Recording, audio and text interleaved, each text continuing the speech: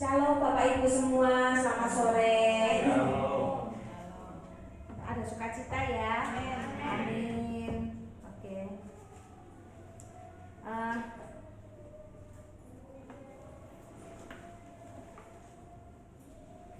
Tutupan.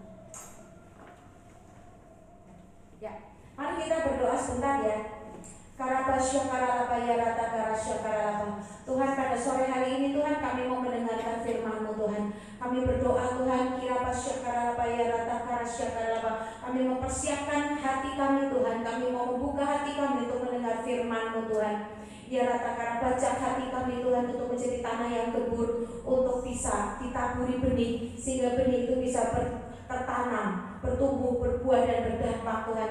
Kami berdoa Tuhan, setiap benteng kuasa gelap diruntuhkan, setiap siasat si jahat dipatahkan, dan setiap kubu keakuan manusia dirobohkan, dan setiap penghalang pengenalan akan Allah yang benar dihancurkan. Dan kami mau sepakat menyerahkan setiap kepikiran kami kepada Kristus. Dan kami berdoa Tuhan, setiap roh orang kuat, setiap roh jahat yang hendak mengacaukan dan membuat huru-hara dan mencuri firman-Mu yang akan ditaburkan ini Tuhan, kami mau ikat, kami hancurkan kuasanya dalam nama Tuhan Yesus. Kami aktifkan pelayanan malaikat untuk mengawal setiap kami, tubuh jiwa roh kami, dan juga untuk membentengi tempat ini, membuat perlindungan keamanan atas tempat ini ketika firman ditaburkan, ketika ibadah berlangsung. Terima kasih Bapa, kami percaya penyertaan-Mu sempurna. Berikan kami roh hikmat, roh pengertian, untuk kami mampu menerima, untuk kami mampu mencerna firman yang akan dibagikan ini ya Bapa. Haleluya, termaterai, haleluya, puji Tuhan, amin. Oke. Shalom semua. Shalom. Sore ini kita akan berbicara tentang ibadah dan warisan iman. Mari kita buka 1 Timotius 4 ayat 7 sampai 8. Saya bacain ya. Tetapi jauhilah tahayul dan dongeng nenek-nenek tua. Latihlah dirimu beribadah. Latihan badani terbatas gunanya, tetapi ibadah itu berguna dalam segala hal, karena mengandung janji, baik untuk hidup ini maupun untuk hidup yang akan datang. Ya, kita harus melatih badan kita untuk beribadah. Ya, kita harus kuat di dalam pujian penyembahan. Kita harus kuat dalam berdoa. Kita harus kuat dalam deklarasi. Kita harus kuat dalam peperangan. Ya, jadi roh kita harus dilatih. Ya, jiwa kita harus dilatih, karena besok kalau kita naik ke surga, di sana cuma ada pujian penyembahan. Ya, di sana cuma ada pujian penyembahan Tuhan. Ya, apa hubungannya ibadah dengan warisan iman? Ya, mari kita buka Amsal 13 ayat 22. Di sana tertulis, orang baik meninggalkan warisan bagi anak cucunya, tetapi kekayaan orang berdosa disimpan bagi orang benar. Jadi kekayaan orang berdosa kalau nggak melibatkan Tuhan, dia akan habis dan lenyap. Ya, untuk Tuhan akan memberikan pada waktu kita tidur untuk anak-anaknya yang dikasihinya. Ya, makanya kita harus berdoa, Tuhan, kalau kita diberikan kelimpahan, kalau kita ada harta benda warisan dari orang tua, berdoa, minta tangan Tuhan mengokohkan segala sesuatunya. Minta diberikan hikmat untuk mengelola berkat yang Tuhan berikan. Karena berkat Tuhanlah yang menjadikan kaya, susah payah tidak akan menambahinya. Jadi yang cari uang pagi siang malam sampai enggak ibadah, ya percuma. Tuhan bilang ya, kekayaan orang berdosa disimpan bagi orang benar. Ya, jadi ada saatnya berdoa, ada saatnya kerja, ada saatnya beribadah. Ya, enggak cuma kerja terus. Ya, nah itu ya. Jadi bagaimana penghargaan Tuhan terhadap orang benar? Di sini kan dikatakan kekayaan orang berdosa disimpan bagi orang benar. Ya. Sekarang kita lihat bagaimana penghargaan Tuhan terhadap orang benar. Ya. Kita buka Mazmur 5 ayat 12. Kita baca ya. Sebab engkaulah yang memberkati orang benar ya Tuhan. Engkau memagari dia dengan anugerah-Mu seperti perisai ya. Jadi warisan yang kita punya ataupun warisan yang akan kita tinggalkan untuk anak-anak kita, harus panggil Tuhan untuk ikut mengelola, mengokohkan. Karena tanpa Tuhan tidak akan ada yang bisa melindungi. Cuma pagar Tuhan yang bisa seperti perisai, seperti Tuhan memagari kekayaan Ayub. Kalau Tuhan tidak mengizinkan untuk diambil, tidak akan bisa iblis menjamahnya ya. Orang dunia merasa aman ya. Kadang orang dunia itu pikirannya itu lucu, dia itu merasa aman kalau udah meninggalkan warisan buat anak cucunya ya. Misalnya gelar, anak itu sekolahnya tinggi sampai SSSS ya kan, S1, S2, S3 ya, dia merasa aman kalau udah ninggalin gelar ya, udah ninggalin harta ya kan, properti, mobil, pabrik, deposito ya, dia merasa aman. Aku wis ninggali anak-anakku, sangu aku nek mati merem ya kan? Dia mikirnya gitu. Tapi apakah ada jaminan untuk harta itu, untuk semua warisan yang ditinggalkan itu akan awet sampai 7 turunan? Ada gak jaminannya? Ya, gak ada. Tanpa tertanam, tanpa melibatkan Tuhan, tidak akan warisan itu bisa bertahan sampai 7 turunan. Seberapapun hebatnya sungguhmu, seberapapun hebatnya dukunmu ya, seberapapun hebatnya engkau dalam mengelola, pintermu sehebat apapun, kalau nggak ada campur tangan Tuhan, Tuhan itu dengan mudah akan mengambil, membalikkan keadaan ya kan. Seperti Ayub yang kaya raya, orang bahkan nggak ngerti gimana cara membuat bangkrut Ayub, gimana cara membuat miskin Ayub. Tapi waktu Tuhan bekerja, seketika Ayub habis, anak-anaknya semua mati, hartanya habis ya kan.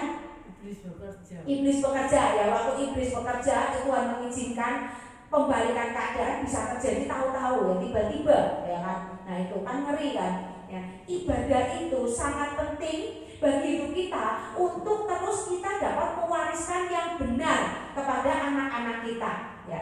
Tuhan itu mau kita tuh mempersembahkan 3 level persembahan untuk Tuhan, yaitu di level apa? Di level sebagai persembahan yang hidup, yang berkenan, dan yang sempurna. Yang hidup yaitu apa? Jiwa kita ya, yaitu hati kita. Karena Tuhan, hubungan dengan Tuhan itu bicara tentang hati ya. Jadi 3 level persembahan untuk Tuhan adalah persembahan yang hidup, yang berkenan, dan yang sempurna. Itu 3 level persembahan buat Tuhan ya. Ini di sini kita buka Roma 12 ayat 1. Perikopnya itu persembahan yang benar ya. Karena itu saudara-saudara, demi kemurahan Allah, aku menasihatkan kamu supaya kamu mempersembahkan tubuh sebagai persembahan yang hidup, yang kudus, tubuhmu sebagai persembahan yang hidup, yang kudus, dan yang berkenan kepada Allah. Itu adalah ibadahmu yang sejati. Tentang ibadah ada tertulis di dalam Alkitab ya. Kita buka Ibrani 10 ayat 25 sampai 26. Tentang ibadah ya. Janganlah kita menjauhkan diri dari pertemuan-pertemuan ibadah kita seperti dibiasakan oleh beberapa orang, tetapi marilah kita saling menasehati dan semakin giat melakukannya menjelang hari Tuhan yang mendekat. Sebab jika kita sengaja berbuat dosa sesudah memperoleh pengetahuan tentang kebenaran, maka tidak ada lagi korban untuk menghapus dosa itu ya. Kalau kita sudah mengerti kebenaran tapi kita melanggar, maka Tuhan, Alkitab berkata, tidak ada lagi korban yang bisa dipersembahkan untuk menghapusnya. Ini sama dengan mendukakan hati Roh Kudus ya, mendukakan Roh Kudus ya. Udah tahu kebenaran tapi bebal ya, tapi ngeyel, itu mendukakan Roh Kudus ya. Tidak ada lagi korban. Sudah tahu merokok itu merusak jiwa, merusak tubuh. Di jiwa pun ada ikatan, tapi terus gak mau bertobat. Nah ini mendukakan Roh Kudus Ini udah masuk ke level dosa apa? Dosa yang mengikat, ya. Masuk ke level dosa yang mengikat, ya. Itu ada dosa yang mendatangkan maut, ada dosa yang mengikat. Rokok itu mendatangkan dosa yang mengikat. Mengikat berarti apa? Susah untuk melepaskannya. Oleh karena itu kita harus sering datang ke ibadah-ibadah supaya kita tahu kebenaran firman Tuhan. Ya, orang bilang mana ayatnya merokok itu tidak boleh, di Alkitab mana ayatnya? Ya ini tadi. Ya, jadi merokok itu kita udah tahu secara fisik aja dia merusak, apalagi secara roh juga sama. Karena yang terjadi pada alam nyata itu adalah implementasi, itu adalah manifestasi dari keadaan kita yang ada di roh. Sakit penyakit, orang yang kena sakit penyakit itu adalah adalah manifestasi keadaan kita bahwa alam roh kita itu kotor. Kita nggak mau berdoa peperangan, nggak mau doa kesembuhan, tumpang tangan sendiri. Ya, kan pada setiap kita firman berkata kita diberikan kuasa untuk apa? Untuk iya, untuk menginjak ular dan kalajengking, ya, untuk menahan kekuatan musuh, termasuk untuk menyembuhkan, ya, seperti yang Tuhan Yesus lakukan, ya. Jadi waktu kita nggak ngerti aturan-aturan, hukum-hukum Tuhan, itu kita akan dibuat bulan-bulanan oleh iblis, melawan malaikat jatuh, ya, melawan malaikat jatuh, yaitu iblis dan komplotannya dan segala hierarkinya, seperti yang ada di Efesus 6. Itu harus dengan hukum dan ketetapan Tuhan. Kalau kita nggak ngerti hukumnya, kita akan dibuat bulan-bulanan. Dia nggak mau pergi, ya, dia akan bandel karena dia ketawa mana pasalnya. Untuk memenangkan sebuah persidangan kita harus tahu pasal.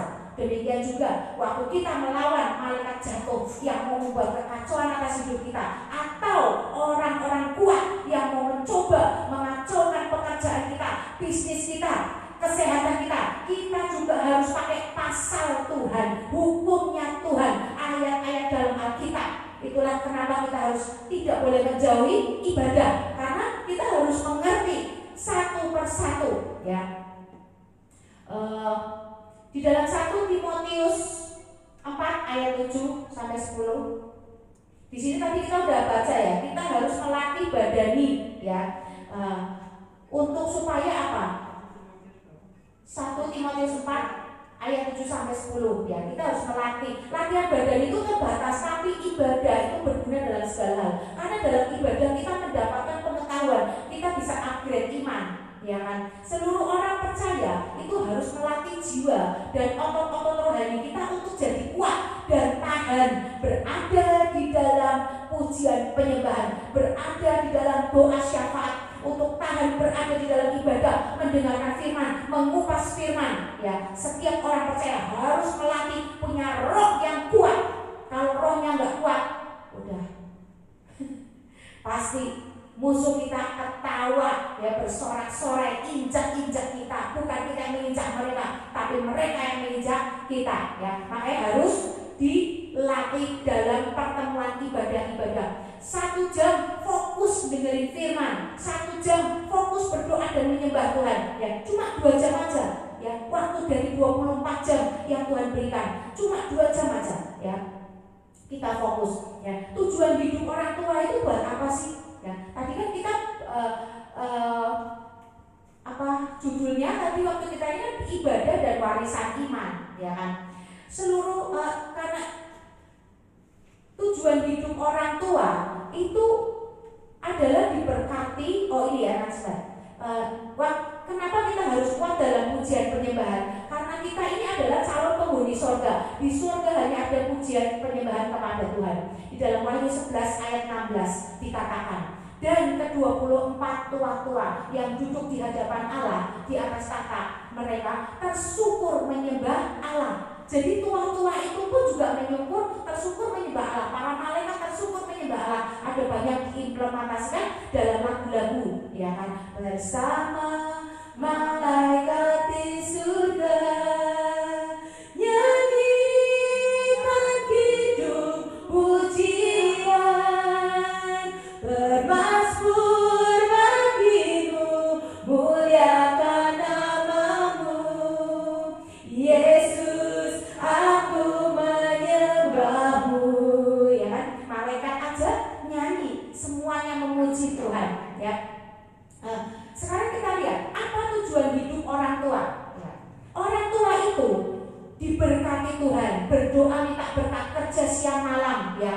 sampai kadang kena sakit penyakit. Karena apa? Untuk apa? Untuk memberikan warisan, menghidupi anak cucunya, ya, untuk menjadi berkat bagi anaknya, ya. Berkat apa?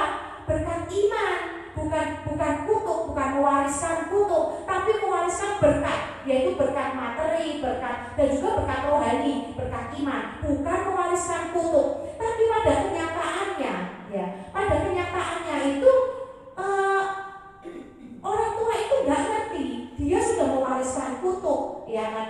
Di sini ada disebutkan dalam Amsal 13 ayat 22, ya. Orang baik meninggalkan warisan bagi anak cucunya, tetapi kekayaan orang berdosa disimpan bagi orang benar. Tuhan menyimpan loh, ya. Jadi kalau orang berdosa yang di luar Tuhan hidupnya, kerja terus gak pernah ibadah, Tuhan gak kenal sama dia, itu kalau dia kerja terus dibiarin, dibuat sukses. Karena apa? Tuhan simpan untuk anak-anaknya Tuhan, untuk orang-orang benar, ya, itu. Makanya kita kadang bisa deklarasi, Tuhan, semua berkat yang Kau curahkan kepada orang-orang yang Kau berkati Tuhan, tapi dia belum siap Tuhan, pindahin ke rekeningku Tuhan, pindahin ke perbendaharaanku Tuhan. Nah itu ya, saya juga kadang doa kayak gitu, ya, karena saya tahu dia diberkati, tapi dia nggak siap. Dia nggak siap. Saya bilang, Tuhan, aku take over berkat-berkat kepada orang-orang, untuk orang-orang yang Kau berikan berkat tapi belum siap menerimanya. Kasih ke aku Tuhan, aku siap, aku terima, aku take over. Nah itu, daripada dicuri iblis, ya kan? Iblis mencuri berkat anak-anak Tuhan, ya, dengan menjegal, membuat celah-celah, ya kan, supaya dia bisa bekerja. Nah kalau saya take over itu berkat orang-orang yang belum siap, yang saya tahu, ya kan. Jadi hati-hati waktu kita tidak berjaga-jaga, waktu kita nggak ngerti bahwa Tuhan lagi memberkati kita, kita bersungut-sungut, kita nggak siap. Ada orang yang berdoa seperti itu, pindah loh, berkatnya pindah, ya kan. Nah itu hati-hati. Makanya kita harus ngerti firman Tuhan, tahu cara berperang, mengawal berkat Tuhan, mengaktifkan malaikat-malaikat untuk melayani kita. Deklarasi, ya, aku terima Tuhan semua berkat yang Kau sediakan bagiku, ya kan. Aku aktifkan malaikat pengawal berkat untuk mengambil, menerima, untuk mengawalnya sampai aku terima dengan genap. Nah, ya, jadi ada berkat yang tiba-tiba kayak mau diberkati tapi kok nggak jadi. Ada kayak aku udah mau dapat ini, kok ya nggak jadi. Gitu terus. Karena apa? Ada yang nyuri. Kita tuh kadang nggak sadar ada yang nyuri. Nah, kita nggak deklarasi, kita nggak naikin firman Tuhan untuk mengawal berkat-berkat itu, ya. Nah, makanya kita harus belajar dalam setiap ibadah itu penting. Karena apa? Cari ibadah yang berkualitas, jangan cari ibadah yang biasa-biasa aja, yang kita nggak tahu, nggak bisa upgrade apapun. Tidak, cari yang berkualitas, yang dimana kita bisa bertumbuh, kita tahu kebenaran, kita bisa yang di roh yang kita doakan menjadi daging, kita menerimanya. Take over, ya. Cari ibadah yang radikal, cari penyembahan yang radikal untuk panggil Tuhan bertahta. Take over semuanya, jangan yang biasa-biasa saja, ya. Oke. Ada orang tua yang diberkati tapi jadi batu sandungan buat anaknya. Ketika apa?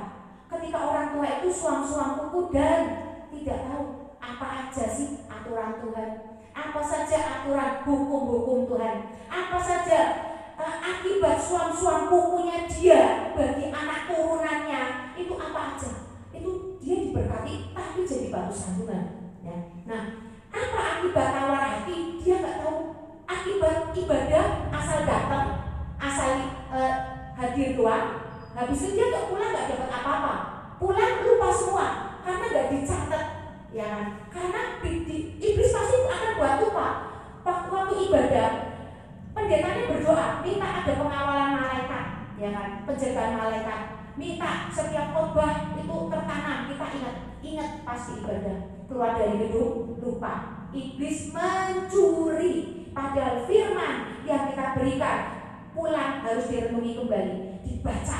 Bila perlu tulis di buku waktu kita berdoa, katakan itu, ya, untuk mengawal, ya. Nah itu, ya, jadi karena akibat tawar hati, ya, apatis, gak ada passion, gak ada gelora kepada Tuhan, dia itu tawar hati sehingga dia pulang itu gak dapat apa-apa, gak ada lawatan, ya. Jadi itu adalah akibat dari orang tua yang gak tahu hukum-hukumnya Tuhan, ya. Orang yang tidak beribadah dengan benar biasanya tidak tahu, orang tua tuh gak tahu kalau dia gak beribadah dengan benar tuh dia gak bisa tahu cara mendidik anak-anaknya supaya bisa dia tuh menjadi teladan yang benar bagi anak-anaknya. Dia tuh nggak bisa karena firman aja nggak tahu. Setiap ibadah firmannya lewat, ya. Jadi dia itu nggak bisa jadi contoh buat anak-anaknya, ya. Misalnya ya, orang tuanya itu serakah. Waktu dalam ibadah itu dia nggak ngerti, nggak merasa ditegur oleh firman. Jadi firman tuh masuk kanan keluar kiri. Dia nggak merasa ditegur firman. Waktu dia sifatnya serakah, anaknya pun akan tidak jauh beda. Akan jiwa anaknya pun akan mesti berperilaku serakah, ambisius, ya. Karena tidak ada didikan pengetahuan firman, ya. Dan pasti waktu orang tuanya meninggal akan rebutan warisan. Karena apa? Serakah. Sama bagaimana orang tuanya, begitulah anaknya. Buah tidak jatuh jauh dari pohonnya, ya kan? Nah itu waktu orang yang tidak mendapat didikan firman dari orang tua itu biasa kakak adik itu selalu berantem. Kakak adik itu, anak-anak itu berantem semua. Karena apa? Dia akan membentuk barisan sakit hati, geng-gengan, ya. Nanti kalau udah iparnya itu jadi kompor, ya kan, bikin barisan sakit hati, jadi kompor beleduk, ya, atau manas-manasi. Hubungan saudara yang tadinya rukun jadi gak rukun. Karena apa? Kedatangan orang lain yang gak tahu firman. Itulah kenapa Abraham itu mengawal Ishak. Dia sampai mencarikan jodoh buat Ishak. Karena Abraham mau menjaga keturunannya untuk tetap kudus, tidak tercemar oleh bangsa-bangsa asing yang menyembah berhala. Ya, jadi Abraham itu dikawal oleh Ishak. Ishak itu teliti. Abraham itu Ishak itu dikawal oleh Abraham, kebalik ya. Nah, jadi Abraham itu teliti. Abraham itu punya spiritual quotient. Dia punya kecerdasan rohani. Dia tahu anakku cuma satu dan aku punya perjanjian dengan Tuhan. Dia kawal anaknya sedemikian rupa sampai istrinya aja dicariin di tempat asal usulnya Abraham. Dia cari bangsanya dia, keturunannya dia, keluarganya dia yang hidupnya menyembah Tuhan. Dia nggak mau kecampur sama orang-orang dunia karena orang-orang dunia itu yang di luar keturunan dari Abraham itu adalah bangsa-bangsa raksasa, adalah bangsa-bangsa yang lahir dari perzinahan, dari ketidakkudusan. Itu makanya Tuhan murka dengan bangsa-bangsa itu, suku ini, keturunan ini. Tuhan tuh gak mau. Abraham itu menjaga itu. Jadi dia sampai nyuruh budaknya yang tertua, yang namanya Eliezer, untuk datang ke Mesopotamia, ya kan, untuk mencarikan jodoh buat Ishak. Ya, dan benar dapetnya yang baik, ya, karena Abraham punya kecerdasan rohani. Dia tahu bagaimana cara untuk menjaga kekudusan, ya, karena apa? Ada banyak orang yang pertama radikal dalam Tuhan menjadi yang terakhir. Ada orang yang radikal terakhir dia malah jadi orang yang pertama, ya kan? Tadi pagi saya udah terangin itu, ya. Firmannya tuh ada di ini. Bentar. Saya terangin lagi ya, saya ini lagi ya. Nih, Lukas 13 ayat 30. Kita harus upgrade iman, ya. Kita harus tahu. Dan sesungguhnya ada orang yang terakhir yang akan menjadi orang yang terdahulu, dan ada orang yang terdahulu yang akan menjadi yang terakhir, ya. Jadi artinya apa? Hanya orang yang taat, yang setia, yang tertanam dalam ibadah-ibadah, yang dimuridkan dalam ibadah-ibadah, dialah yang akan selamat dan yang menjadi pemenangnya. Orang-orang yang terdahulu jadi suam-suam kuku. Orang yang baru bertobat malah dahuluin dia. Dari orang agama mana gak tahu, tiba-tiba bertobat, tiba-tiba jadi radikal, tiba-tiba dikasih kepercayaan sama Tuhan. Orang Kristen yang udah lahir dari kecil, suam-suam kuku sampai tua. Nah ini Lukas 13 ayat 10. Hati-hati, introspeksi diri. Apakah saya seperti ini atau enggak? Ada enggak pertumbuhan iman dalam kita? Ya, karena ada banyak anak sulung yang gagal gara-gara enggak tahu firman. Ya, gara-gara enggak bisa menjaga kekudusan untuk bisa masuk ketemu Tuhan, jadi yang pertama ketemu Tuhan. Karena apa? Gak bisa jaga, gak tahu firman, bagaimana cara mengawal hidupnya sampai nubuatan digenapi, sampai janji Tuhan itu digenapi. Contoh siapa? Contoh Ruben. Ruben anaknya Lea dengan Yakub. Dia melanggar kekudusan, dia tidur dengan Bilha, gunting ayahnya, ya kan? Sampai apa? Sampai Yakub waktu mau mati dia bilang, kamu tidak akan mendapat bagianmu karena kamu melanggar, menaiki petiduranku. Kamu gak bisa dapat apapun. Nah ini kan anak sulung, tapi dia gagal mendapatkan berkat double porsi dari Tuhan. Karena apa? Gak bisa menjaga dirinya, gak mau berperang melawan setiap roh najis yang menghampiri, melawan nafsunya. Nah ini ya, jadi ngeri. Waktu kita gak tahu firman, ngeri. Ya, waktu kita gak punya kecerdasan rohani untuk kita bisa menang, bagaimana caranya? Ngeri. Esau kehilangan hak sulung karena apa? Cuma demi semangkok kacang merah. Esau bodoh, gak punya kecerdasan rohani karena dia gak ngerti apa sih manfaatnya hak kesulungan. Ya, yang berkat hak kesulungan itu adalah berkat double porsi bagi anak-anak sulung dalam setiap aspek hidupnya, itu berkatnya double porsi. Eman gak sih? Waktu terakhir dia baru sadar telat. Waktu haknya udah dicuri, iblis udah tepuk tangan, baru Esau itu sadar dan dia marah, ya kan? Dia marah, ya kan? Nah itu. Nah terus di sini kita harus mengerti ya. Jadi kita harus punya kecerdasan rohani. Kita harus selalu datang kepada Tuhan, minta roh hikmat, minta roh pengertian, minta wisdom of knowledge, roh pengetahuan untuk kita itu mengerti.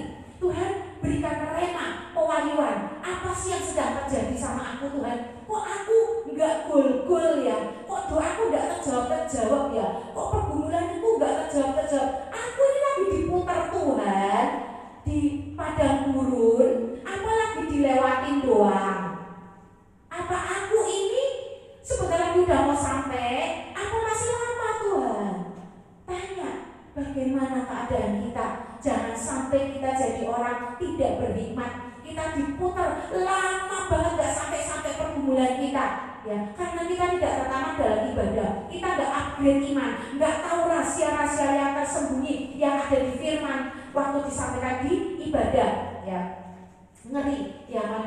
Jadi jangan sampai kita ya jadi ini ya, jadi orang yang terakhir, ya, yang terakhir kalah sama orang-orang yang baru bertobat, yang langsung diberikan kuasa otoritas sama Tuhan. Jangan sampai kita kayak gitu. Jadi kita harus upgrade pengetahuan melalui ibadah-ibadah yang berkualitas supaya kita bisa mendapatkan warisan iman yang melalui pemuritan di dalam ibadah-ibadah seperti ini, ya, sehingga kita bisa menjadi berbuah 9 buah Roh Kudus. Karena Tuhan itu, karena pada akhirnya kita kan pengen ikut rapture, kita mau diselamatkan Tuhan. Di dalam Lukas 18 ayat 8 itu ditulis, dikatakan, akan tetapi jika Anak Manusia itu datang, apakah ia mendapati iman di bumi ini? Nah ya, iman di bumi ini, apakah kita mendapati iman di bumi ini? Ya, karena apa? Iblis pasti menjegal kita. Waktu kita dapat masalah di dalam gereja kita kena masalah, misalnya bentrok sama orang lain, jangan pindah, jangan keluar. Ini adalah tanda bahwa engkau sedang dimuridkan. Seorang murid itu harus ikut ujian untuk naik kelas. Waktu engkau kena masalah, ada teman yang jahat atau gimana, dan engkau tidak berperang, engkau tidak merendahkan hati, kadang itu kunci itu ada di dalam diri kita sendiri. Tuhan sudah memberikan kunci kepada kita, tapi kita tuh gak ngerti kunci apa sih Tuhan. Pakainya piye? Berdoa terus, Tuhan pakainya gimana Tuhan kuncinya? Padahal kita tinggal kita aja yang mau pakai apa itu kunci. Kerendahan hati,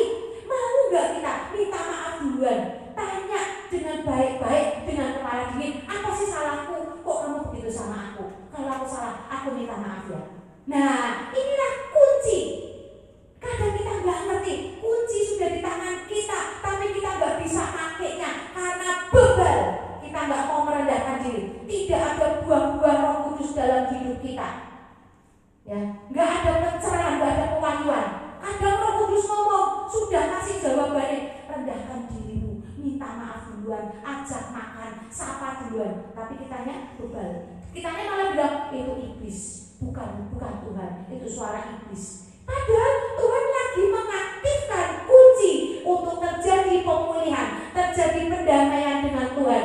Tidak ada celah iblis untuk supaya kita menang. Waktu kita menang, kita apa? Naik kelas, naik level. Ya, itu kadang orang nggak nyadar. Keakuan, keegoisan itu bicara kuat sekali. Ini adalah cara iblis menjegal kita.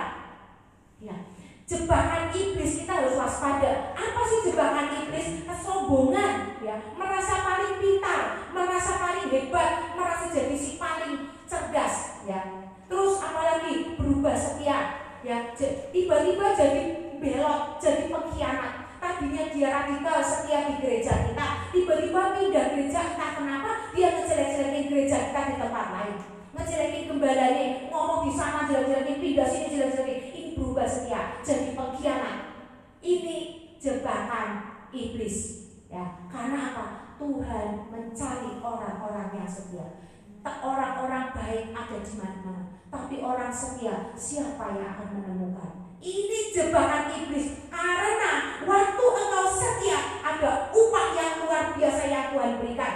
Tuhan dekat dengan orang-orang yang duduk dalam kesetiaan. Tuhan mendengar doa orang-orang yang duduk dalam kesetiaan. Doanya dikabulkan Tuhan.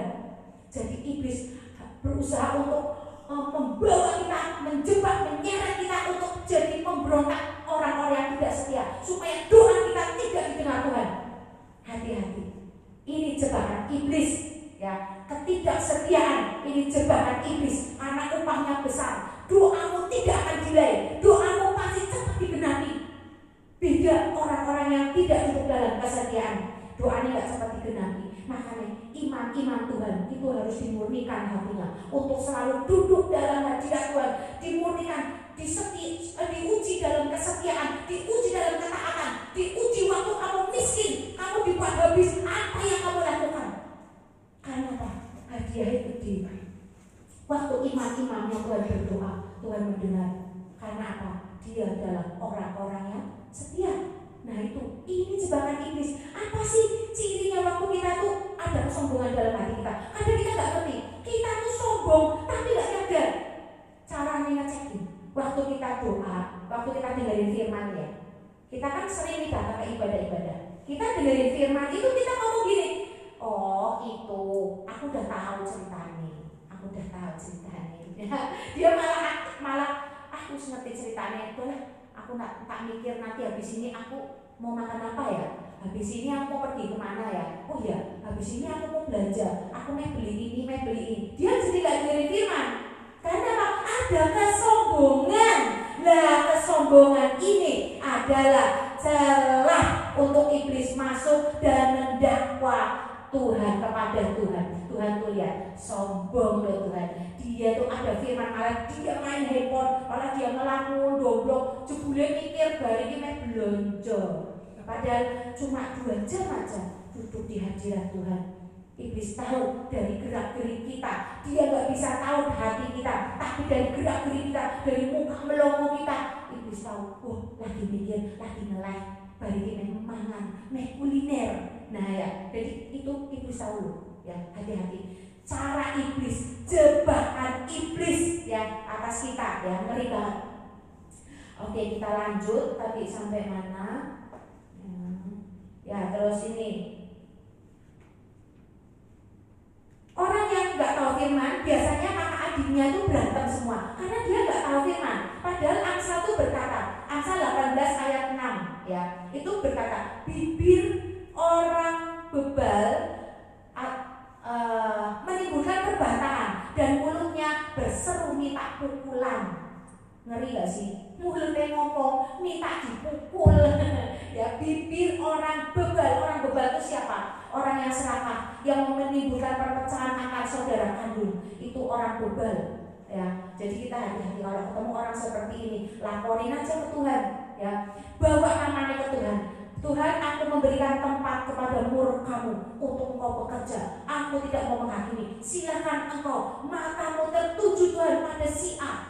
Dia memecahkan hubunganku dengan adik kandungku misalnya, ya kan, dengan kakak kandungku. Aku bela aku Tuhan, bela aku Tuhan. Aku memberikan tempat kepada murkamu Tuhan. Bekerjalah Tuhan, bekerja.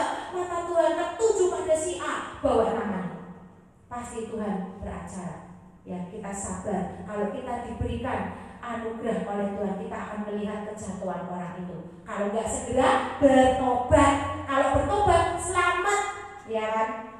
Makanya kita juga harus mendoakan, berikan pertobatan Tuhan. Pasti kan kita kalau mendoakan orang kan gitu, berikan roh pertobatan Tuhan. Nah baru bilang, aku bawa namanya Tuhan, biarlah matamu tertuju kepada dia. Aku berikanmu tempat kepada murkamu Tuhan. Wes, sampai situ tok. Habis itu kita fokus lagi kepada Tuhan, supaya tidak ada celah iblis. Ya, minta. Kalau hati kita nggak damai sejahtera, minta. Tuhan, kuduskan hatiku, kuduskan pikiranku, kuduskan perasaanku Tuhan. Aku minta shalom Tuhan turun. Semua yang membuat hilang damai sejahteraku, keluar. Usir. Jangan pernah nggak usir iblis. Usir, suruh keluar. Katakan satu kata, keluar. Nah, usir itu, ya dia pasti akan nurut. Waktu kita nggak usir, iblis ketawa-ketawa. Aku nggak diusir, aku tak di sini. Kitanya itu damai sejahtera ini hilang terus. Ya, selama damai sejahtera kita hilang, berarti ada pekerjaan iblis yang sedang berkuasa atas kita. Hati-hati, ya, hati-hati. Waktu kita sakit, berarti ada pekerjaan iblis yang sedang berkuasa atas kita. Karena Tuhan memberikan kesehatan, sukacita, damai sejahtera, shalom, hari depan yang penuh harapan, bukan rancangan sakit penyakit, bukan rancangan kecelakaan. Itu yang Tuhan berikan kepada kita. Ya, jadi waktu itu semua hilang, cepat-cepat balik ke Tuhan. Tuhan, siapa pekerjaan iblis apa yang lagi ada bekerja dalam Tuhan? Aku tidak damai sejahtera Tuhan. Aku tidak damai sejahtera Tuhan. Aku kok mau meriang ya Tuhan. Aku kenapa Tuhan? Sujud minta ampun, nyembah Tuhan sampai nangis di lawat Tuhan, pasti langsung sembuh. Sebelum kau nangis di lawat Tuhan, nggak akan sembuh. Kalau itu yang saya alami. Waktu saya mau sakit, saya sujud, saya setel pujian penyembah, saya ikut nyanyi, saya tutup kunci pintu sampai keringetan, sampai nangis di lawat Tuhan. Waktu kita nangis di lawat Tuhan, apa sih artinya? Tuhan datang, Tuhan berkuasa, Tuhan lihat. Waktu ada iblis dalam kita, Tuhan lihat nggak? Lihat. Ih, ada setan. Pergi kamu, minggir kamu. Siapa yang berani lawan Tuhan? Waktu kita panggil Tuhan, ya. Senjata kita adalah pujian penyembahan. Itu senjata yang paling powerful kalau saya. Karena saya bingung, kadang waktu kita panik, kita bisa apa? Ya, bisa apa? Waktu tiba-tiba mata kita lihat setan tak jegaki di depan kita, kaget, mau ngomong apa? Kadang mau mundur aja, bingung satu-satu nggak bisa bergerak, kaku gitu kan, kaget. Kita cuma bisa apa? Nyembah, ya kan? Darah Yesus, darahmu Yesus, sampai kemudian sucikan aku. Tapi kata-kata kita berkuasa. Kata kita panggil darah Yesus, maka darah Yesus kerja gak? Kerja. Karena darahnya menebus kita, namanya menyelamatkan, kita namanya berkuasa. Makanya pujian penyembah itu harus dibiasakan. Makanya datang ke ibadah, ya, supaya apa? Terbiasa memuji penyembah Tuhan minimal 30 menit, ya kan? Tahan 30 menit fokus, itu memanggil Tuhan. Makanya orang yang datang ke ibadah, di mana ada roh Tuhan datang, biasanya pulang itu ringan, damai sejahtera turun atas hatinya. Pulang gak sama waktu datang. Waktu datang ke merungsung, pulang udah plong. Karena apa? Kesambar roh Tuhan, ya kan? Karena ada roh Tuhan yang bekerja, ya karena itu. Karena imamnya, karena pemimpinnya, gembalanya mendoakan. Nah itu, ya. Oke, jadi di sini dikatakan, ya, saudara yang dikhianati lebih sulit dihampiri daripada kota yang kuat, dan pertengkaran adalah seperti palang gapura sebuah puri. Ya, jadi untuk saudara yang berantem itu kasihan banget, ya. Kita kalau tahu kita harus mendamaikan, ya. Karena itu orang yang saudara yang dikhianati itu lebih sulit dihampiri daripada kota yang kuat. Ya, kita harus mendoakan mereka semua untuk rukun dalam doa syafaat, ya. Inilah perlunya datang ke ibadah. Kita punya komunitas yang saling mendoakan. Nah ini ya. Inilah akibat dari jahatnya hati dan mulut ya. Jadi bisa memecahkan hubungan darah yang tadinya harmonis. Tetapi sebagai orang yang tahu firman, tadi saya sudah cerita ya kan bagaimana caranya berikan tempat kepada murka Tuhan ya. Nah, di sini dikatakan lagi nih, orang yang nggak tahu firman itu kadang rumah tangganya itu berantakan. Karena apa? Kadang itu cerewetnya minta ampun. Pernah nggak dengar orang yang cerewetnya minta ampun ya? Di sini dikatakan orang yang keluarganya hancur itu biasanya itu orang yang istrinya cerewet. Itu apa ada juga suami yang cerewet yang bawel itu ada. Biasanya istrinya nggak betah atau suaminya nggak betah, ya kan? Karena nggak tahu, nggak bisa mengendalikan mulut. Padahal firman berkata, Tuhan berikan kekang kepada mulutku supaya apa? Aku berkata-kata dengan hikmat. Waktu kita nggak berkata-kata dengan hikmat, tapi ngomel terus, akhirnya apa? Berantem. Akhirnya suami pergi dari rumah. Ya, di sini seorang lebih baik tinggal di sudut soto rumah daripada diam di sebuah rumah dengan perempuan yang suka bertengkar. Ya, apakah kita jadi orang yang suka bertengkar? Ya, jangan sampai ya. Kita makanya harus introspeksi diri. Makanya kita harus baca Amsal tiap hari 1 pasal Amsal sesuai tanggal. Ya, lakukan itu. Pasti kita akan jadi orang yang hebat. Kita akan jadi pelaku firman. Kita buka Amsal 27 ayat 15 sampai 16. Di sini dikatakan seorang istri yang suka bertengkar serupa dengan iris yang tidak henti-hentinya menitik pada waktu hujan. Siapa menahannya menahan angin, percuma ya kan. Dan tangan kanannya menggenggamnya. Melayu, luput gak bisa. Karena apa? Seperti tiris yang menetes tadi. Ya, kita harus ada pengendalian diri. Ya, harus ada pengendalian diri. Apa? Ayat berapa? Ini Amsal 27 ayat 15 sampai 16 ya. Nah, di sini kita harus hati-hati. Kalau kita jadi seperti ini, kita harus introspeksi diri. Makanya kita belajar Amsal tiap hari supaya kita ditegur, dididik oleh firman ya. Karena orang yang enggak ada pengendalian diri itu bahaya loh ya. Orang yang enggak ada pengendalian diri dalam hidupnya itu bahaya. Seperti tadi itu saya udah khotbah ya. Bahwa Yefta, cerita tentang Yefta. Yefta itu kehilangan anak satu-satunya karena mati dijadikan korban bakaran. Jadi waktu kita ada dalam kesusahan, kita pun ada pengendalian diri. Gak boleh nangis terus-terusan, mengeluh terus-terusan. Kita dalam keadaan sukacita pun kita gak boleh bernasar sembarangan. Ya, Yefta itu bernasar. Tuhan, kalau aku menang, nanti yang keluar dari pintu rumahku buat kamu Tuhan jadi korban bakaran.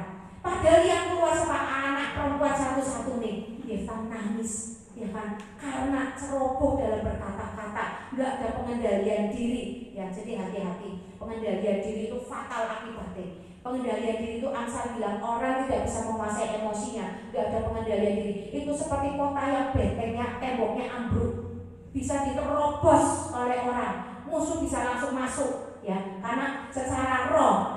Peperangan itu ada di pikiran. Waktu pikiran kita kalah dan kita menjadi marah, hati kita itu bisa didobrak masuk oleh pasukan iblis. Bukan iblis, tapi pasukan iblis. Karena iblis itu nggak sendiri, dia akan rame-rame ngeroyok. Bayangin, kalau 7 roh jahat yang ada di dalam hati kita, betapa jahatnya hidup kita, kelakuan kita, perilaku kita, betapa sialnya hidup kita. Karena iblis membawa apa? Kehancuran, kebinasaan, nggak memberkati. Ya, jadi hati-hati, jangan sampai kita kalah di medan peperangan. Makanya datang ke ibadah-ibadah supaya ditegur, dididik oleh firman Tuhan, oleh khotbah-khotbah. Ya, jangan tersinggung waktu ditegur oleh khotbah. Karena apa? Orang yang luka waktu kena cuka dia akan teriak, harus disembuhin dulu itu luka. Ya, jadi waktu datang ke ibadah kita baik-baik saja, malah introspeksi. Oh iya, aku nih Tuhan, langsung doa. Kalau tersinggung langsung doa. Tuhan, kuduskan pikiranku, pulihkan aku Tuhan, supaya aku tidak jadi seperti itu Tuhan. Pulihkan aku, selamatkan aku, berikan sejahtera, shalom Tuhan atas aku. Minta itu, pasti Tuhan kasih. Karena dalam ibadah Tuhan pasti datang. Ya, apalagi ibadah yang tidak suam-suam kuku, ya, ibadah yang membongkar pekerjaan iblis, ibadah yang memberikan hukum dan ketetapan Tuhan, pasal-pasal Tuhan untuk kita diluputkan. Ya, itu iblis gak suka ibadah seperti ini. Karena apa? Menjatuhkan dia. Ya, hati-hati. Jadi waktu mau datang aja pasti banyak halangan. Ya, itu karena iblis akan menjegal. Itu hati-hati ya. Orang tua yang tidak tahu firman itu tidak tahu bahwa kuasa Allah itu memberikan otoritas kepada hamba-hambanya di bumi, sehingga gak perlu pergi ke suhu ke orang tua waktu ada masalah, ya. Yang akibatnya adalah mendatangkan kutuk. Kita tahu kutuk itu akibatnya sial bagi yang tidak berdoa peperangan, ya. Hubungan yang tidak harmonis pasti terjadi waktu ada kutuk datang, ya. Bagi yang tidak mengerti arti mengampuni, ya, hubungannya gak akan harmonis. Pertengkaran itu terjadi pasti bagi orang yang tidak punya kekang di mulutnya. Perceraian pasti terjadi waktu kita itu kena kutuk akibat perbuatan dosa kita. Perceraian pasti terjadi bagi yang tidak berhikmat dan tidak tahu memutuskan kutuk perpecahan, kutuk perceraian. Semua yang akibatnya perpecahan itu adalah iblis yang bekerja. Kecuali engkau dalam keadaan konseling mau dipulihkan. Biasanya konselor waktu suaminya itu ada ya, saya lagi membimbing orangnya nggak di Tegal itu, saya bimbing juga dia. Saya bilang kamu pisah dulu, kamu supaya kamu bisa berdoa dan mendidik anak-anakmu. Tapi yang suami, kamu memulihkan diri dulu, cari konselor supaya kamu dipulihkan, dia dipulihkan, kalian bersatu lagi. Bukan cerai, tapi pisah rumah. Karena yang laki melakukan KDRT, ya, sampai mengerikan, ya, sampai perempuan dibanting, luka-luka, saya dikasih fotonya, ya. Saya memutuskan untuk itu karena berbahaya untuk keselamatan nyawa ini perempuan, ya. Jadi saya memutuskan kamu gini aja, dan benar Tuhan beri jalan. Waktu dia, kamu mau nggak bergerak supaya kamu dipulihkan, biar dia cari konselor laki-laki untuk konseling dia. Lihat, mau gak dia berubah? Lihat kesungguhan hatinya, mau berubah gak? Nah itu, Tuhan sediakan rumah buat dia dengan harga murah. Dan dia bingung, mau makan gimana caranya? Penghasilanku kurang. Orang tuanya nolongin dia, ngajak makan. Waktu dia gak ada lauk, orang tuanya tiba-tiba datang.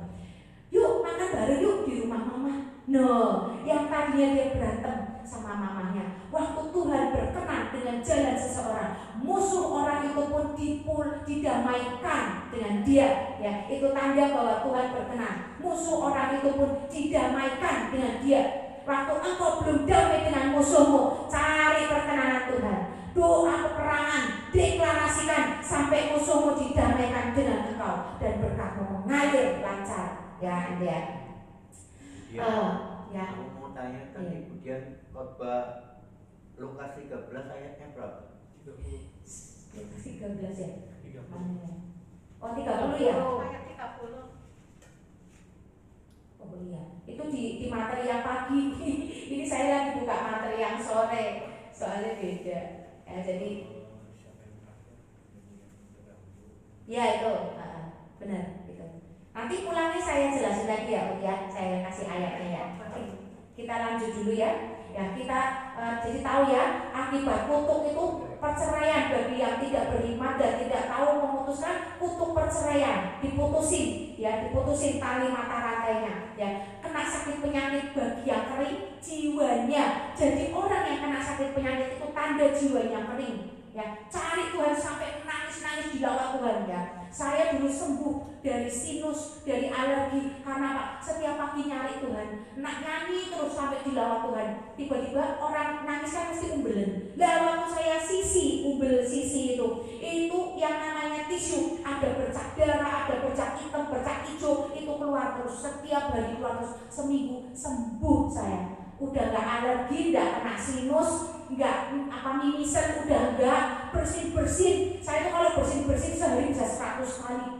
Sampai perut ini, gitu kan ya. Perut kan kontraksi, perut ini sampai kaku rasanya, kayak orang habis set up gitu loh. Saking bersin bisa 100 kali, nggak berhenti. Terus saya lanjut, saat teduh saya masuk doa puasa setiap hari. Berapa hari berhenti, sembuh sendiri loh. Waktu kita mencari Tuhan sungguh-sungguh, sakit penyakit sembuh. Itu waktu dulu berarti jiwa saya kering, sampai saya kena pendarahan, sampai 4 tahun saya nggak sembuh-sembuh. Kumat sembuh, ya. Itu waktu saya sungguh-sungguh dalam Tuhan, saya melepaskan pengampunan buat orang-orang yang sudah menyakiti saya, mengambil hak saya sembuh. Sampai hari ini saya sembuh tanpa operasi. Waktu itu obat itu sudah nggak berlaku. Jadi minum obat itu cuma bertahan 1 jam, nahan sakit mulesnya. Habis itu mules lagi. Setelah saya melepaskan pengampunan, saya baca firman, saya bersekutu dengan Tuhan, sampai saya sering nangis di lawat Tuhan, sembuh semua. Satu persatu penyakit saya sembuh, sampai hari ini saya sehat. Padahal dulu saya itu warung serba ada, apa-apa ada, sakit apa-apa ada. Yang namanya demam itu seminggu bisa 2 kali 3 kali. Itu ya ngeri banget dulu keadaan saya. Itu orang yang kering, jiwanya itu kena sakit penyakit pasti. Ya, jadi ada dosa yang mengikat, kita pun harus ngerti. Ada dosa yang mengikat, yaitu perzinahan, pornografi, narkoba, rokok, perjudian. Mengikat itu ada harga yang harus dibayar untuk bisa lepas. Ya, jadi kita hati-hati. Waktu anak kita atau keluarga kita atau bahkan suami kita sampai kena dosa yang mengikat ini, kita harus doakan ya. Cari pemimpin-pemimpin rohani yang bergerak di bidang ini, minta pelepasan, pemutusan. Seperti kalau Pastor Thomas datang minta didoain ya, misalnya kayak gitu ya. Kita juga berdoa, waktu Pastor Thomas datang kita didoain. Jadi ada bagian yang kita lakukan bersekutu dengan Tuhan, ada bagian waktu Pastor Thomas datang, Pastor Thomas ikut mendoakan ya. Jadi klop kesembuhan itu terjadi sempurna ya, karena setiap kita melakukan bagian kita. Dosa yang mengikat ini panjang urusannya dan berdampak besar pada keturunan kita ya. Jadi kalau mau bahas ini nggak selesai ya. Kita kembali ya pada Abraham. Abraham sangat taat pada Allah, sehingga ketaatan Abraham itu menghasilkan perjanjian antara Abraham dan Tuhan yang disebut warisan iman. Ya kan? Sebagai contoh, Abraham itu diberkati Tuhan dalam segala hal. Abraham bertindak hati-hati dan dalam memilihkan istri bagi Ishak. Ya, terus Ishak itu dijodohkan orang tuanya dengan bukan bagi sembarangan, untuk memelihara keturunan perjanjian Allah. Ya, agar tetap setia pada Allah, bukan dari bangsa Kanaan yang menyembah berhala. Nah, Abraham mencari mantu dari keluarga yang takut akan Tuhan. Abraham punya kecerdasan rohani. Karena berjalan bersama Tuhan. Ada roh Immanuel, ya, roh Immanuel. Tuhan beserta kita. Kita bilang apa? Immanuel. Roh Immanuel adalah roh kesuksesan. Kalau saya bilang, waktu Tuhan beserta kita, waktu kita sebut Immanuel, ya, berarti kita lagi memanggil Tuhan untuk beserta kita. Di situ waktu kita berjalan bersama Tuhan, yang terjadi kesuksesan apa kegagalan? Kesuksesan. Ya, jadi roh Immanuel adalah roh kesuksesan dalam segala bidang apapun yang kita lakukan. Sukses waktu Tuhan beserta kita, yang disebut Immanuel, ya kan? Kenapa? Kita buka di dalam Yosua 1 ayat 9. Tuhan berfirman, bukankah telah kuperintahkan kepadamu, kuatkan dan teguhkan hatimu, jangan kecut dan tawar hati, sebab Tuhan Allahmu menyertai engkau kemanapun engkau pergi. Kemanapun engkau pergi, yaitu Immanuel, ya kan? Jadi di Yosua 1 ayat 9 ini mau menerangkan bahwa roh Allah adalah roh kesuksesan. Waktu engkau jauh dari Allah, engkau akan gagal, engkau akan tersandung-sandung, engkau akan lama perjalananmu, ya, enggak dibuat berhasil, harus berjuang dulu, ya kan, ya. Jadi poinnya dari kita kejadian tadi belajar kejadian 22 ya.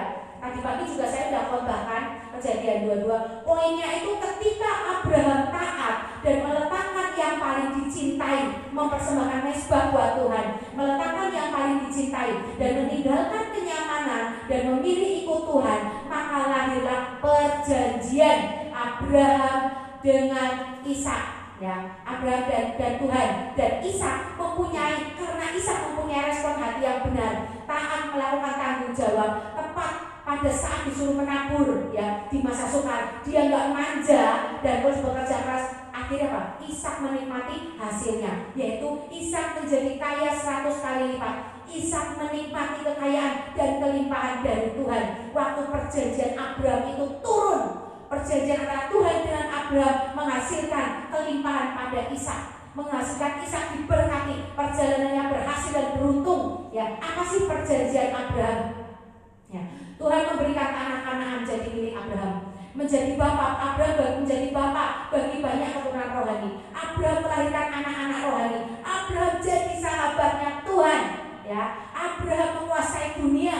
Ya, Abraham menduduki kota-kota musuh. Ada berkat universal yang turun bagi semua bangsa termasuk Kedar dan Nebayot. ya kan? Karena ada berkat universal yang Tuhan curahkan bagi segala bangsa di seluruh muka bumi ini. Bahkan ada yang istimewa, yaitu pembelaan Tuhan atas Abraham. Tuhan bilang apa? Pembelaan Tuhan atas Abraham, siapa yang memberkati engkau akan aku berkati, siapa yang mengutuk engkau akan aku kutuki. Ngeri gak sih? Makanya orang yang paling berbahaya itu orang yang bagaimana? Orang yang paling berbahaya dalam hidup kita adalah orang yang duduk dalam kesetiaan, karena doanya dijawab Tuhan. Waktu dia berseru-seru, Tuhan menjawab doanya. Yaitu terus orang yang punya perjanjian dengan Tuhan. Waktu kita musuhi, waktu kita mencelakai orang yang punya perjanjian dengan Tuhan, maka kita berhadapan dengan Tuhan langsung. Ya, ini ya ngeri kan? Ini orang-orang yang berbahaya. Jangan lawan orang-orang yang diurapi Tuhan, karena kita sedang berhadapan muka dengan Tuhan. Tuhan di depannya kita ngadepin musuh kita. Mau apa kamu? Siapa yang bisa ngalahin Tuhan? Yang ada orang itu sendiri yang akan celaka, ya kalian. Jadi dampak datang ibadah itu apa sih? Ya kan? Kita pasti datang ke ibadah itu kita mesti upgrade pengetahuan kan pastinya.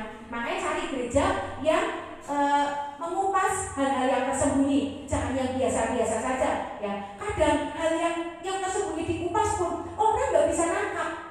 Makanya kita perlu doa peperangan sebelum firman ditaburkan.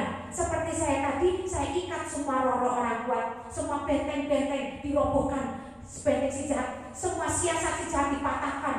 Ya, ini kita mau memfokuskan pikiran, menyerahkan pikiran kepada Kristus supaya yang rahasia ini tidak lewat begitu saja, tapi tertanam. Ya, ini tidak dicuri iblis. Makanya dalam ibadah pun kita diajarkan untuk berdoa peperangan, mengawal segala sesuatunya. Apalagi dalam kehidupan sehari-hari. Kalau jemaat ada yang nggak ngerti, perlu tanya, ada yang nggak jelas, ya bisa chat saya atau WA saya, japri, nanti saya bisa kasih jawaban atau kita bisa ngobrol, ya kan, supaya kita jelas apa rencana Tuhan, ya kan, apa yang Tuhan mau, apa yang sudah terjadi, kita bisa bicarakan, ya, oke. Datang ke ibadah itu mendapatkan berkat dan pengurapan yang baru, kekuatan yang baru, cinta Tuhan yang baru, ya kan.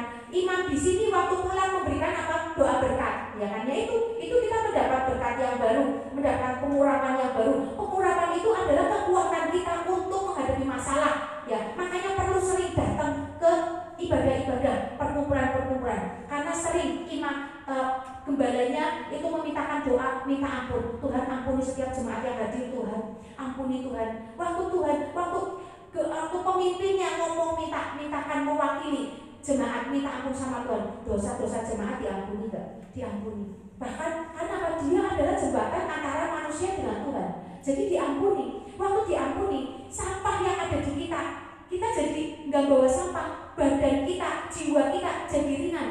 Sakit penyakit lepas dari kita, kusta-kusta rohani lepas dari kita, ya, jiwa kita segar, ya kan, jiwa kita menjadi segar karena ada yang mendoakan, ya, karena waktu di sini Tuhan pasti hadir dan melihat apa yang pemimpinnya katakan. Pemimpin mintakan ampun, pasti engkau diampuni, ya. Jadi nggak ada dakwaan iblis yang bisa sampai membuat engkau kecelakaan sampai fatal, itu nggak bisa, karena sudah dimintakan ampun, ya kan. Pemimpinnya, gembalanya memintakan ampun, mendoakan, memberkati, meluputkan, berdoa minta jemaat yang datang diluputkan, Tuhan diluputkan dari bencana alam, dari penipuan, dari hipnotis, dari apapun, ya kan. Nah ini menjauh semua yang sudah membuat kejahatan, menjauh, ya, menjauh beneran. Jadi ada perlindungan Tuhan waktu kita pulang. Ini keuntungan datang ke ibadah-ibadah, ya. Dan kita memperkuat otot rohani kita, ya, untuk mendapatkan komunitas yang saling mendoakan. Misalnya di doa syafaat, ya, kita mendapat didikan dan teguran dari Roh Kudus saat firman disampaikan, ya. Jangan tersinggung seperti yang saya tadi ngomong. Tersinggung berarti kamu ada benih iblis dalam hatimu, ada dosa yang sedang bekerja dalam hati hidupmu, maka jiwamu bereaksi, yaitu apa? Tersinggung, ya. Jadi harus dibebat. Luka-luka, Tuhan bebat luka-lukaku supaya aku tidak tersinggung waktu aku dengan firman. Bebat luka-lukaku, sembuhkan, pulihkan aku Tuhan. Minta itu, ya, supaya kita nggak terhilang. Oke, jadi warisan Abraham kepada Ishak itu apa aja sih? Ya, jadi kita udah tahu ya, ketaatan Abraham, kepercayaan mutlak, ketaatan Abraham mutlak tanpa syarat kepada Tuhan itu mendatangkan berkat-berkat yang tadi, ya, kali lipat, Ishak dalam kelimpahan, ya kan. Bahkan waktu Ishak berebut sumur dengan orang-orang Filistin, kalau nggak salah ya, waktu gali sumur itu, sumurnya direbut terus kan. Tuhan membela loh, ya, Tuhan membela sampai Raja Abimelek akhirnya datang ke Ishak. Meskipun dia diusir karena rajanya takut disaingi. Waktu udah diusir, Abraham Ishak kan menggali sumur. Nah, menggali sumur itu direbutin terus sumurnya, dirampas terus. Akhirnya apa? Tuhan bilang, aku akan memberikan kemenangan kepadamu. Akhirnya Raja Abimelek datang membuat perdamaian. Habis itu sudah nggak ada rebutan lagi. Itu pembelaan Tuhan, ya. Ngeri kan? Kalau Tuhan udah berfirman, udah selesai, makanya kita jangan jalan dengan kekuatan sendiri waktu ada masalah. Ingat, kita punya spiritual quotient. Duduk di kaki Tuhan, tersungkur menangis, minta Tuhan bela. Seperti engkau membela Ishak, Tuhan bela aku, Tuhan masalahku. Minta sama Tuhan seperti itu, pasti Tuhan akan bela, ya. Jadi apa sih yang harus ditinggalkan, warisan iman apa yang harus ditinggalkan keluarga Kristen, ya, untuk anak-anaknya. Masukkan anak-anak dalam pemuritan waktu ibadah, diajak ibadah gitu-gitu ya. Di rumah kita ceritain, di rumah kita waktu kumpul kita ngomong, waktu di mobil kita ceritain, kita tuh harus begini ya. Jadi kita harus memberitahukan firman Tuhan dengan apapun caranya, ya kan. Entah itu di mobil ya, kita sendiri percaya pada Bapa, Anak dan Roh Kudus, ya. Terus jadikan firman Alkitab itu sebagai sumber hukum dan dijadikan dasar fondasi bagi setiap keputusan kita. Kita sendiri mencari Tuhannya sungguh-sungguh supaya anak-anak kita mengikuti, ya kan? Karena keselamatan itu didapat dari percaya Yesus dan melakukan firman Allah, melakukan kehendak Allah, bukan dari melakukan perbuatan sedekah atau amal. Ada banyak orang yang suka amal, ya. Dia merasa kalau amal sedekah itu dia nantinya selamat.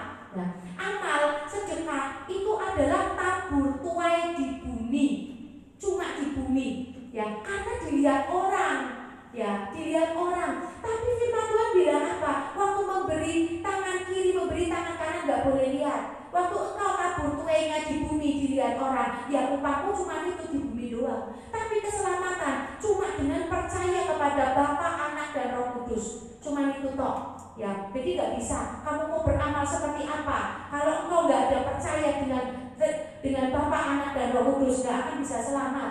Yesus cuma satu-satunya jalan kebenaran dan jalan keselamatan dan hidup, cuma Yesus. Percaya kepada Yesus, Bapa, Anak dan Roh Kudus, cuma itu toh, ya. Jadi sungguh-sungguhlah mencari Tuhan dalam ibadah-ibadah, dicatat firman-firmannya, dan kita harus minta petunjuk Tuhan, ya. Kita pergi meminta petunjuk kepada Tuhan seperti di Kejadian 25 ayat 22. Itu Ribka datang kepada Tuhan dan minta petunjuk Tuhan, ya kan? Ya, oke. Sekian firman Tuhan. Mari kita deklarasikan, ya. Kita naikkan deklarasi sebentar. Mari kita angkat tangan. Tuhan, kami mau sepakat, Tuhan, kami mau naikkan deklarasi iman, Tuhan. Semua yang angkat tangan itu dimateraikan Tuhan atas deklarasi ini, Tuhan.